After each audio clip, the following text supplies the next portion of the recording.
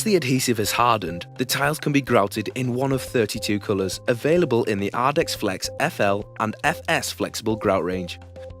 When you are ready to start grouting, empty the bag of powder into the required amount of water, checking the packaging for the mix ratios, and use an ARDEX mixing paddle and a drill mixer to mix the grout. Every batch of grout is colour tested before we decant into bags, and our advanced manufacturing process ensures uniform colour distribution of the grout powder, which eliminates streaking during mixing. Always check that all the powder is thoroughly mixed to a smooth, creamy consistency before starting to grout.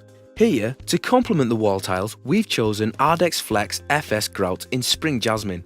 ARDEX-FLEX FS is ideal for narrow joints up to 4mm. Wait for the grout to partially set, then damp down the tile surface to soften the residues before washing them off with an ARDEX sponge and clean water. Washing off too quickly may result in the grout mortar being removed from the joints. For the floor, we're using ARDEX-FLEX FL grout in floating driftwood.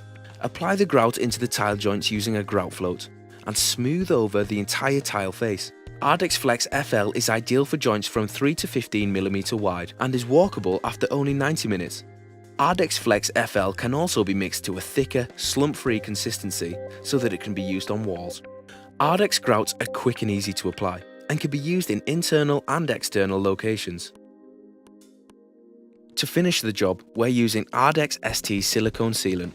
Simply cut the nozzle, load the gun, and apply. ARDEX ST is available in 6 colours that closely match the most popular ARDEX-FLEX grouts and can also be used with moisture-sensitive natural stone tiles.